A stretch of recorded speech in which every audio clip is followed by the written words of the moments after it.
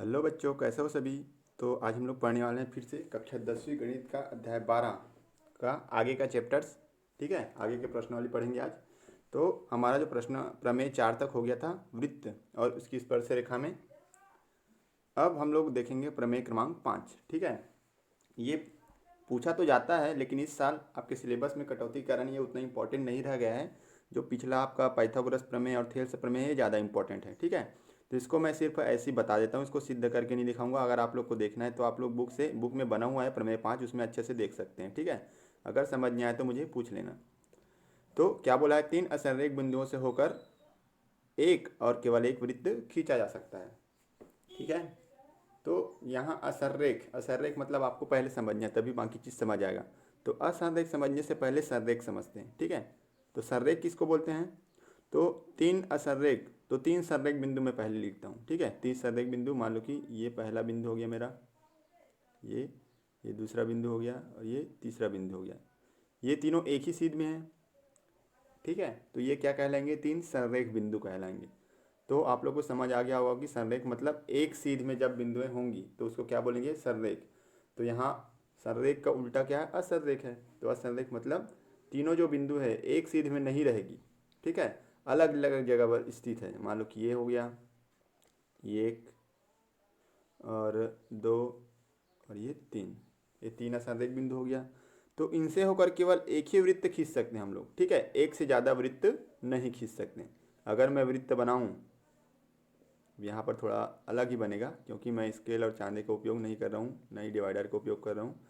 तो ऐसा कुछ बनेगा। तो 3 असंरेख, ठीक है, 3 बिंदु ये हो गया, तीनों एक सीध में नहीं है। मतलब ये दोनों अगर सीध में है तो ये सीध में नहीं है, ये दोनों सीध में है तो ये सीध में नहीं है, ऐसा है ना। तो इन तीनों बिंदुओं से होकर केवल एक ही वृत्त खींच सकते हैं। ठीक है, अब और कोई वृत्त खींच सकते हो क्या जो तीनों बिंदु से होकर जाए, नहीं खींच सकते। अगर इन दोनों को मिलाते हुए खींचें तो ये छूटेगा, इसको लें तो ये छूटेगा, ऐसे है। ठीक है, तो इसको आप लोग को खाली स्थान वगैरह में भी पूछा जा सकता है, इसलिए इसको समझ लीजिए। ठीक है, तो 3 असंरेख बिंदुओं से होकर एक और केवल एक वृत्त ही खींचा जा सकता है। तो ये हो गया आपका प्रमेय 5। तो इसको बुक से आप लोग देख लेंगे और उसको नोट भी कर लेंगे। ठीक है, प्रमेय 6 क्या है, किसी वृत्त अथवा सर्वांग समवृत्तों की बराबर जीवाएं केंद्र से या केंद्रों से समान दूरी पर स्थित होती हैं। चलिए इसको एक चित्र से समझते हैं। क्या बोला है, कोई एक वृत्त है या सर्वांग समवृत्त, सर्वांग समवृत्त मतलब जिसकी त्रिज्याएं समान हों। मान लो कि सर्वांग समवृत्त में बना देता हूँ, ये हो जाएगा। ठीक है,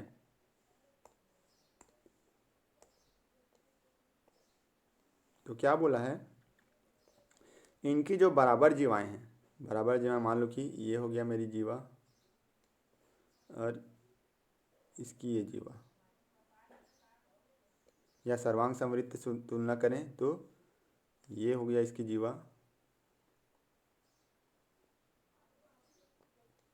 और मान लो कि ये। तो इनकी जो केंद्र से जो दूरी है वो भी क्या रहती है, समान रहती है। मान लो कि इसका केंद्र ये हो गया, इसका केंद्र ये हो गया। जो इनकी जो केंद्र से जो दूरी है, अब दूरी हमेशा लंबवत होती है ना, याद रखना। ये मान लो कि इसकी दूरी है और ये मान लो कि इसकी दूरी है। ये जो दूरी रहेगा वो क्या रहेगा, हमेशा सेम रहेगा, समान रहेगा।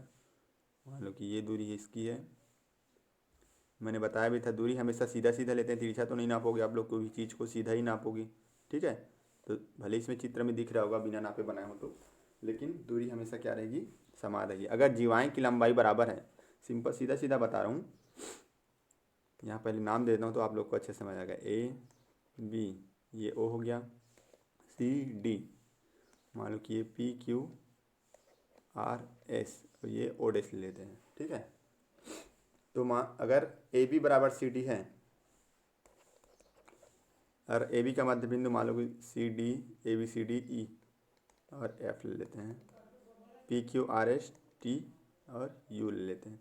तो अगर ए बी बराबर सी डी है तो ई ओ मतलब इनके बीच की दूरी भी क्या रहेगी, समान रहेगी। तो क्या हो जाएगा, ई ओ बराबर ओ एफ।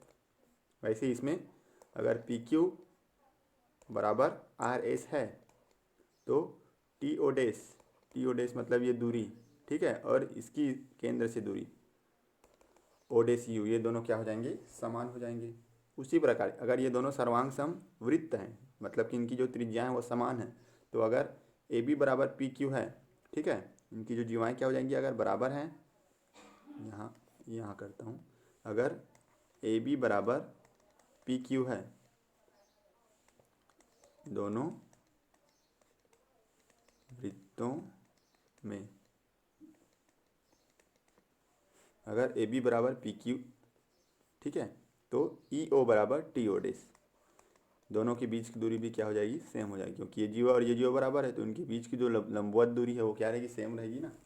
वैसे आप लोग एक प्रमेय पिछले प्रश्न वाले से पहले पढ़े हो कि केंद्र से जीवा पर डाला गया लंब, अब लंबवत दूरी ही रहेगा, ये जीवा को क्या करता है, समद्विभाजित करता है, मतलब ये दो समान भाग में बांटेगा, इसको भी दो समान भाग में बांटेगा, तो ये सिंपल सी बात है, ठीक है। दूरी हमेशा क्या रहेगी, लंबवत रहेगी, मतलब 90 अंश बनाते हुए ही रहेगी, 90 अंश बना रही है तो इसको भी दो समान भागों में बांटेगी, ठीक है।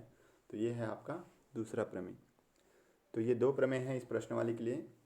अब हम लोग प्रश्नवाली देखते हैं सीधा। तो प्रश्नवाली 2 में पहला प्रश्न हमारा क्या है, एक वृत्त की दो जीवाएं ए बी और ए सी बराबर है, सिद्ध कीजिए कि वृत्त का केंद्र कोण बी ए सी के समद्विभाजक पर स्थित है।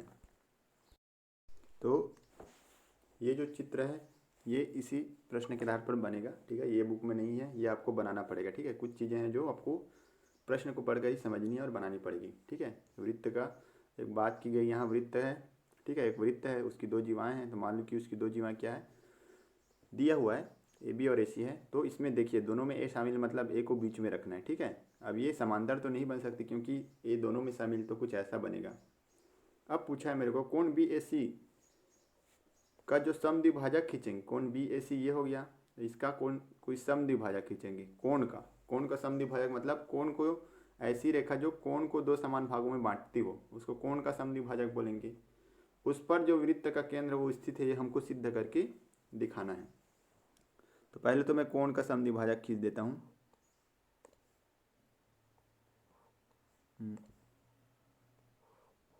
मान लो कि कोण का समद्विभाजक ये है, ठीक है।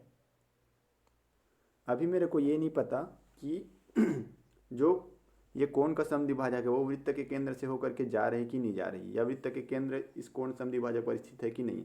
तो अभी मैं वृत्त के केंद्र को नहीं लूँगा, नहीं सोचता, ठीक है।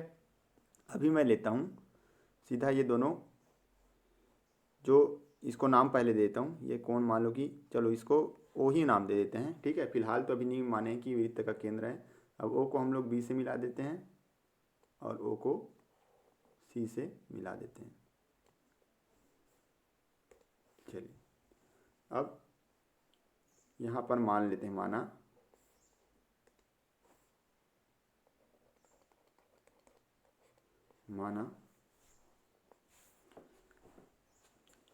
कोण बी ए सी का समद्विभाजक ओ ए है, तो ओ को बी व सी से मिला दिए। अब भाई दिया है, क्या चीज़ दिया है हमको, ज्ञात भी है इसमें कुछ कुछ चीज़ें, क्या क्या ज्ञात हैं, जो ए बी है वो ए सी के बराबर है, और ये समद्विभाजक है कोण का, मतलब कि कोण बी ए ओ, कोण बी ए ओ बराबर कोण सी ए ओ होगा, ये कोण और ये कोण बराबर होगा ना, कोण सी ए ओ ये होगा। अब चलिए दोनों त्रिभुज को देखते हैं, दोनों को क्या क्या चीज़ें बराबर है उसको, ठीक है। तो मैं एक काम करता हूँ, इसको नेक्स्ट पेज में करते हैं। तो ये हमारा जो चित्र है उसको देखते हैं और सॉल्व करते जाते हैं, ठीक है। तो क्या है इसमें, दोनों त्रिभुज को लेते हैं, कौन, बी ए ओ और सी ए ओ में, त्रिभुज बी ए ओ एवं त्रिभुज सी ए ओ में क्या क्या चीज़ें बराबर है। अब देखिए ये ए बी ए सी है जो ए बी के बराबर है, ये ए बी जो है वो ए सी के बराबर है, तो ए बी बराबर ए सी। ये कौन बी ए ओ अभी अभी हमको ज्ञात है करके लिखे हैं पीछे, कौन बी ए ओ बराबर कौन सी ए ओ, ये हमको पता है। और ये जो देखिए ओ ए दोनों में शामिल है, तो ओ ए बराबर ओ ए क्या है, उभयनिष्ठ भुजा है, उभयनिष्ठ भुजा, ये ज्ञात है, ये उभयनिष्ठ भुजा है। तो देखिए भुजा कोण भुजा, ये सर्वांग समता प्रमेय पढ़े हो आप लोग, भुजा कोण भुजा सर्वांग समता प्रमेय से दोनों त्रिभुज क्या हो जाएंगे, सर्वांग सम हो जाएंगे। दोनों त्रिभुज मतलब त्रिभुज बी ए ओ, सर्वांग सम का चिन्ह ये होता है, ठीक है, बराबर और समरूप दोनों, त्रिभुज सी ए ओ की। और दोनों त्रिभुज अगर सर्वांग सम है तो उसकी संगत कोण संगत भुजाएं बराबर होंगी, ठीक है, समानुपात नहीं होंगी, बराबर। तो ये जो ओ बी है वो ओ सी के बराबर हो जाएगा, अतः यहाँ मैं लिख सकता हूँ ओ बी बराबर ओ सी। लेकिन हमने तो ओ को इस समद्विभाजक पर स्थित है ऐसा माना था, और ओ बी और ओ सी क्या है, बराबर तभी हो सकती है इसके जब ये वृत्त के केंद्र पर स्थित हो या ओ वृत्त का केंद्र हो, ठीक है। हमने शुरू में क्या माना था, ये वृत्त के केंद्र पर स्थित है ऐसा नहीं बोला था, हमने सिर्फ ये माना था कि ये समद्विभाजक है, इस पर एक समद्विभाजक ए ओ है ऐसा माना था, ये केंद्र पर है ऐसा नहीं बोला था, ठीक है। और ना ही यहाँ पर किसी त्रिज्या वगैरह का यूज़ करके हम लोग इसको सिद्ध कर रहे हैं। तो ये डायरेक्टली सिद्ध हो रहा है कि ओ बी और ओ सी बराबर हैं, और ओ बी और ओ सी तभी बराबर होंगे जब ये वृत्त की त्रिज्याएँ होंगी, और वृत्त की जो त्रिज्या है वो केंद्र से होकर के आती है, अतः ओ जो है वृत्त के केंद्र पर स्थित है, और जो वृत्त का केंद्र है वो इसके समद्विभाजक पर स्थित है। तो यहाँ मैं उसी को लिखूंगा, ठीक है, कारण परंतु यह तभी संभव है जब बिंदु ओ वृत्त के केंद्र पर स्थित हो। हमने यहाँ सिद्ध करना है करके नहीं लिखे थे, उसको भी आप लोग लिख लेंगे, ठीक है, सिद्ध करना है बिंदु ओ कोण बी ए सी के समद्विभाजक पर स्थित है, ये सिद्ध करना था, ठीक है। अतः बिंदु ओ वृत्त के, यहाँ पूरा लिख लेंगे जो प्रश्न में है ना उसी को, समद्विभाजक पर स्थित है, ठीक है। तो ऐसा बनेगा ये प्रश्न। चलिए बच्चों प्रश्न क्रमांक 2 देखते हैं। 2 क्या बोला है, 10 सेंटीमीटर और 24 सेंटीमीटर की दो समांतर जीवाएं, ठीक है, वृत्त के केंद्र के विपरीत और हैं, ये बोला है। जीवाओं के बीच की दूरी क्या है, 17 सेंटीमीटर है, ये 17 सेंटीमीटर दिया है। वृत्त का व्यास ज्ञात कीजिए हमको बोला है। तो सबसे पहले इसमें हमको एक चित्र बनाना पड़ेगा, चित्र बनाना आपको आना चाहिए। तो एक वृत्त है बोल दिया है, तो वृत्त मैं पहले बना लेता हूँ, ठीक है। और 10 सेंटीमीटर और 24 सेंटीमीटर की दो समांतर जीवाएँ हैं। जीवाएँ कैसी है, अलग अलग लंबाई की दो जीवाएँ हैं, और दोनों क्या है, एक दूसरे के समांतर है। तो पहले दो जीवा बना लेता हूँ। मान लो कि ये 10 सेंटीमीटर है नीचे वाला, और ऊपर वाला थोड़ा 24 सेंटीमीटर थोड़ा लंबा है, ये बोला है। दोनों एक दूसरे के विपरीत समांतर है, मतलब विपरीत रहेगा ना भैया, एक साथ तो रहेगा नहीं। जीवाओं के बीच की दूरी कितना दिया है, 17 सेंटीमीटर, मतलब जीवाओं के बीच की दूरी कितना दिया है, 17 सेंटीमीटर दिया है, लंबवत दूरी, ठीक है। समांतर में क्या होता है, हमेशा लंबवत दूरी क्या रहता है, समान रहता है, ये। चलिए, तो क्या बोला है, वृत्त का व्यास ज्ञात कीजिए हमको बोला है। वृत्त का व्यास हमको क्या करना है, ज्ञात करना है। तो अगर त्रिज्या ज्ञात हो जाएगी तो हम लोग क्या कर सकते हैं, उसका डबल कर देंगे तो व्यास भी ज्ञात हो जाएगा। मान लो कि छोटी वाली जो व्यास जीवा है उसको ए बी मान लेते हैं, और बड़ी वाली को सी डी, और ये मान लो कि केंद्र क्या है इसका, ओ है। अब क्या बोला है, पहले दिया है उसको लिख लेते हैं। क्या क्या चीज़ दिया है, ए बी बराबर दिया है 10 सेंटीमीटर, सी डी बराबर दिया है 24 सेंटीमीटर। मान लो कि ए बी जो है, ये बिंदु जो है दोनों को मिलाने वाली जो रेखा है वो क्या है, केंद्र से होकर के जाती है और केंद्र से जीवा के बीच की दूरी दिया है। मान लो कि सी डी को कहाँ पर मिलती है, ए बी सी डी ई पे मिलती है और ए बी को एफ पे मिलती है। तो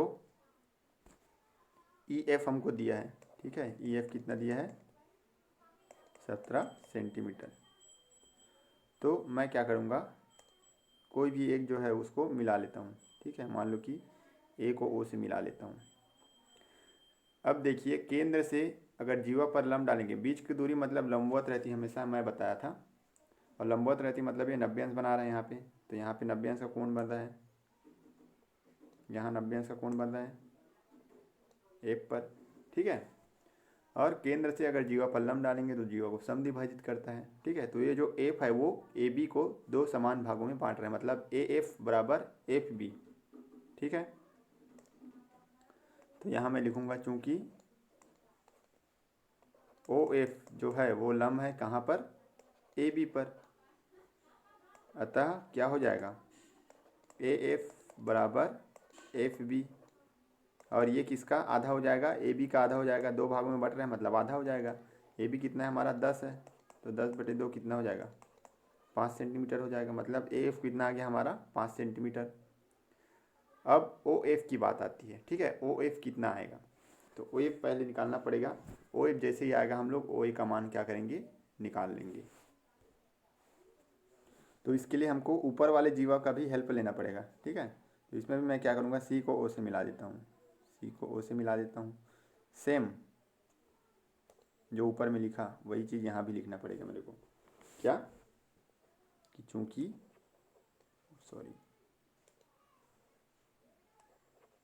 चूँकि जो ओ ई है, ठीक है,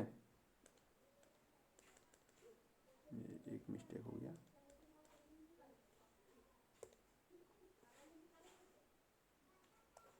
क्योंकि ओ ई जो है वो किस पर लंब है, जो ओ ई है वो सी डी पर लंब है, सी डी पर, ठीक है, ओ ई लंब है सी डी पर, तो क्या हो जाएगा फिर यही आ जाएगा। अतः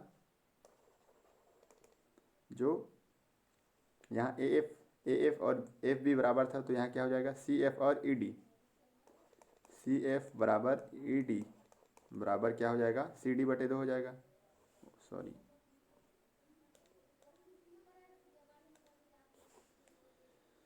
बराबर सी डी बटे 2 हो जाएगा। और सी डी कितना है हमारा, सी डी 24 है, बड़ा का लंबाई कितना है 24 दिया है ना, 24/2, तो क्या हो जाएगा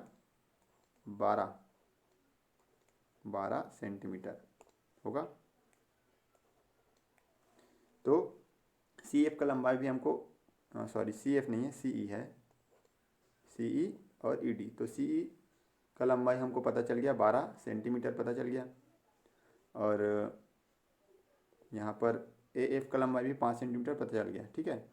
सी ई पता चल गया, ए एफ पता चल गया। अब दो समीकरण हमको मिल जाएगा, पाइथागोरस प्रमेय त्रिभुज ओ ए एफ में लगाएंगे, फिर त्रिभुज ओ सी एफ में लगाएंगे, ठीक है। चलिए नेक्स्ट पेज में करते हैं। तो त्रिभुज ओ ए, काम करता हूँ मैं, त्रिभुज ओ ए, अब देखते हैं, चलिए चित्र आ गया, त्रिभुज ओ ए एफ में पाइथागोरस प्रमेय से, पाइथागोरस प्रमेय लगाओ, पाइथागोरस प्रमेय लगाएंगे तो क्या हो जाएगा ओ ए का वर्ग बराबर ओ एफ का वर्ग, हम मान लेते हैं, चलिए अभी रहने देते हैं, मानते नहीं है,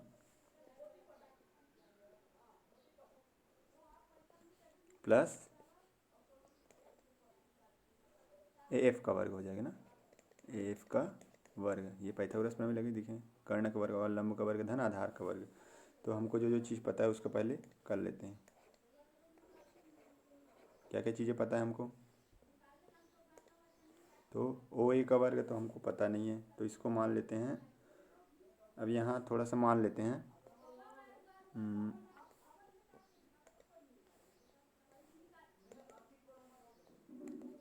माना ओ ए बराबर ओ सी, ये क्या है त्रिज्या है आर, तथा हमारा जो ओ एफ को मान लेते हैं एक्स, अतः अगर ओ एफ एक्स है तो टोटल कितना है, सी एफ 17 है, तो ये ओ ई कितना हो जाएगा, ये दोनों को जोड़ूंगा तो 17 आएगा, मतलब ऐसा रहेगा ना, ओ ई प्लस ओ एफ बराबर 17 सेंटीमीटर हमको दिया है। तो ओ एफ अगर एक्स है तो ओ ई क्या हो जाएगा, तो ओ ई हो जाएगा 17 माइनस एक्स हो जाएगा। ठीक है, तो मैं यही चीज़ें रखने वाला हूँ। ठीक है, अगले समीकरण में। तो यहाँ यहाँ जो जो चीज़ें पता है हमको वहाँ पहले रख देते हैं। क्या क्या चीज़ें पता है, तो ओ ए का मान हमको आर स्क्वायर, ओ एफ का मान कितना आया, एक्स माने हैं तो x square, plus A F का मान हमने निकाला 10 का आधा 5 का वर्ग, तो आर स्क्वायर बराबर एक्स स्क्वायर धन 5 पंचे 25। ये हो गया हमारा समीकरण 1। वैसे ही हमारा जो ये देखते हैं अगला जो त्रिभुज है, त्रिभुज ऊपर वाला त्रिभुज ओ सी ई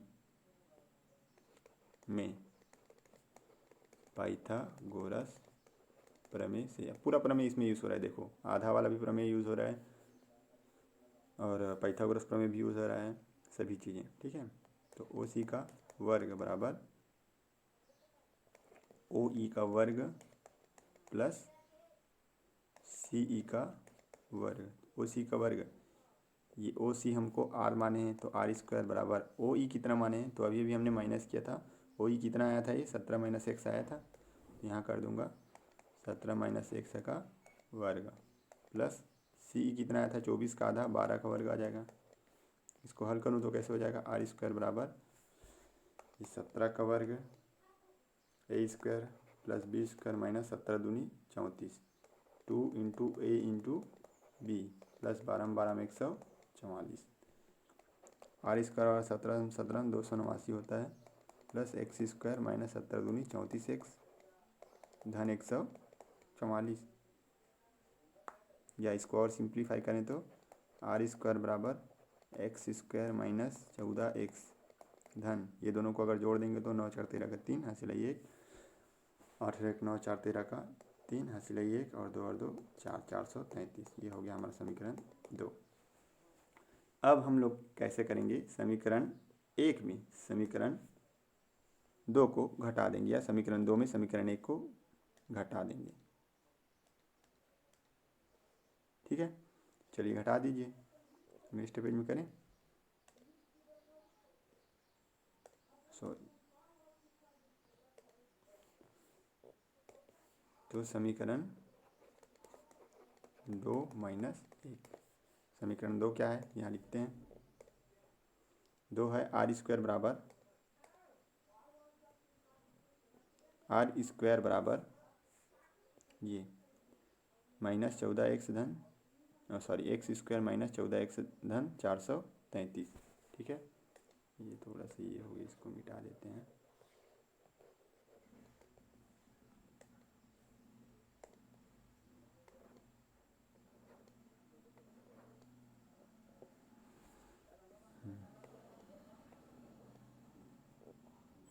तो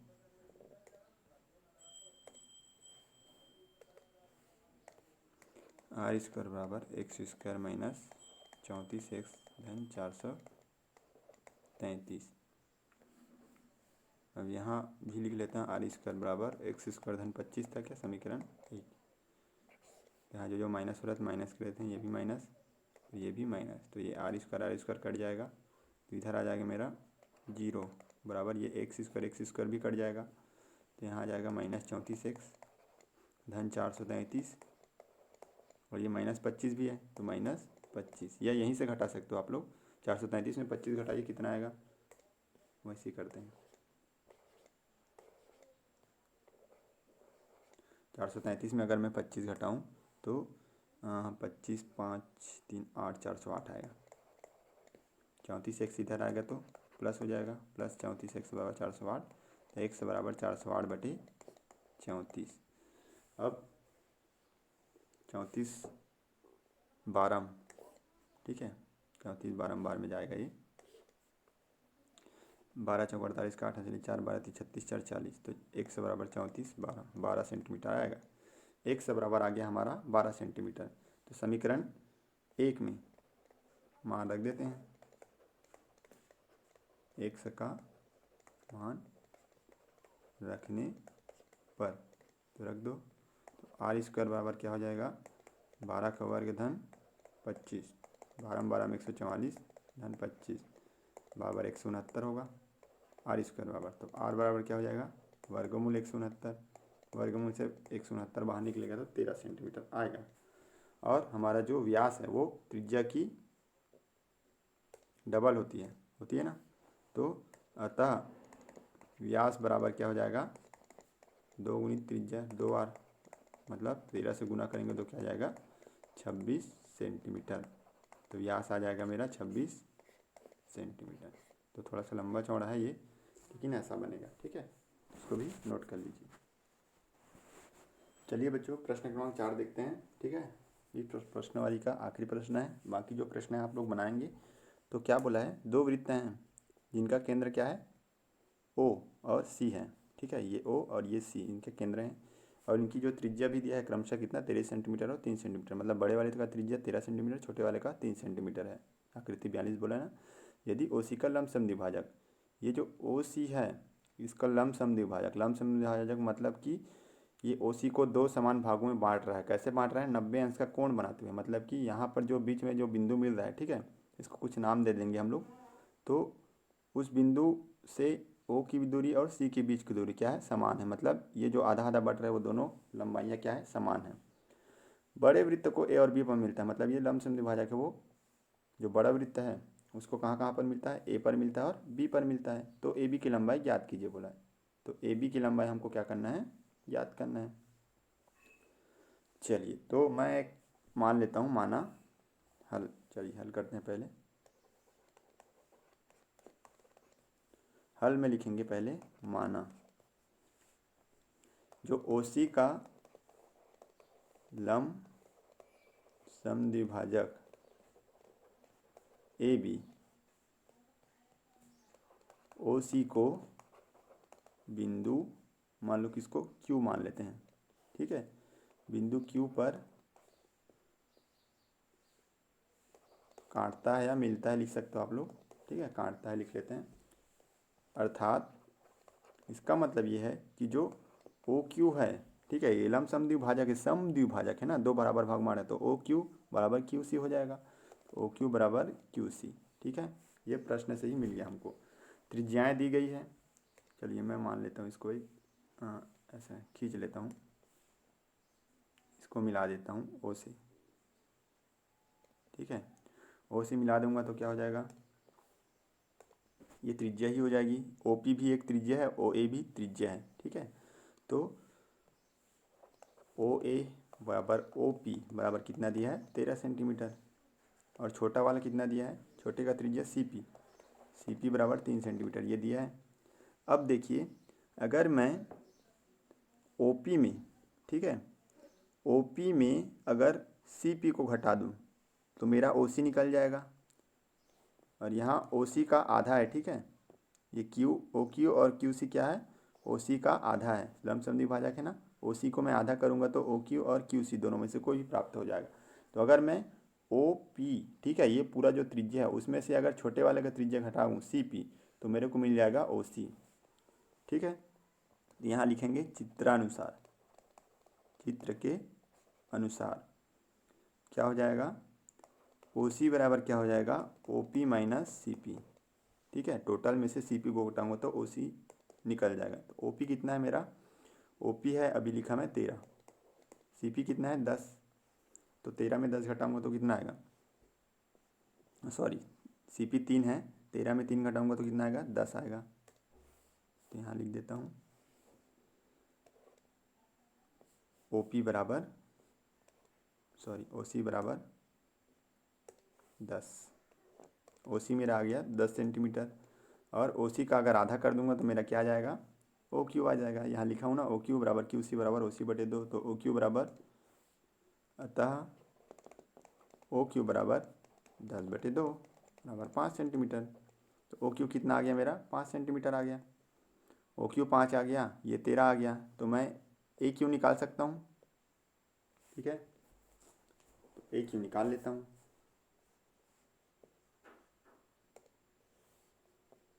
अतः हाँ, ये त्रिभुज में पाइथागोरस प्रमेय लगा देते हैं। त्रिभुज ओ ए क्यू में पाइथागोरस प्रमेय से। अतः त्रिभुज ओ ए क्यू में पाइथागोरस प्रमेय से क्या हो जाएगा, ओ ए का वर्ग बराबर ओ क्यू का वर्ग प्लस ए क्यू का वर्ग। ओ ए का वर्ग, ये ओ है ना, बराबर ए क्यू का वर्ग प्लस ओ क्यू का वर्ग, ये ओ क्यू का वर्ग। ओ ए का वर्ग 13 है, त्रिज्या है। ए क्यू कितना दिया है, तो ए क्यू हमको पता नहीं निकालना है, और ओ क्यू कितना दिया है, तो ओ क्यू अभी निकालें 5 का वर्ग, तो ए क्यू तो रख देते हैं जैसा है वैसा, प्लस ओ क्यू कितना है 5 का वर्ग, 13 169 बराबर ए क्यू का वर्ग 5 पंचे 25। ठीक है, ये थोड़ा सा कट गया।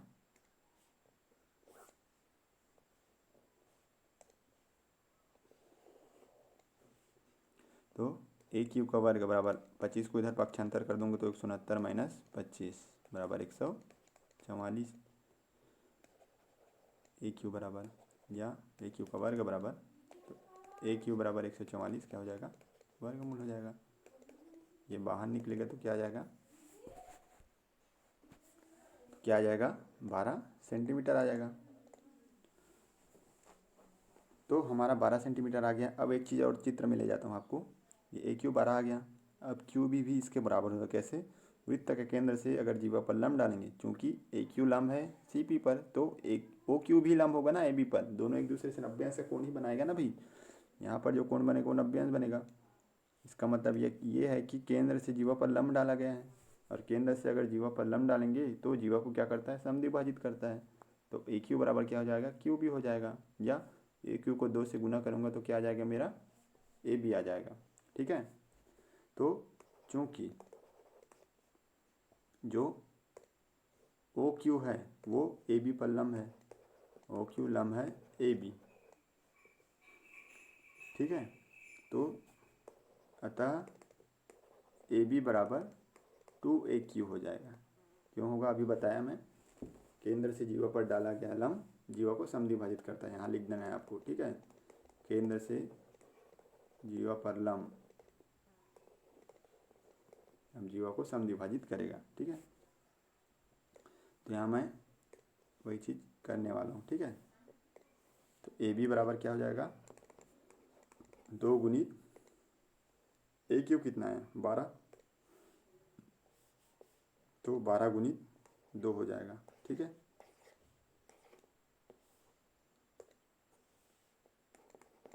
तो कितना आ जाएगा, ए बी बराबर 24 सेंटीमीटर।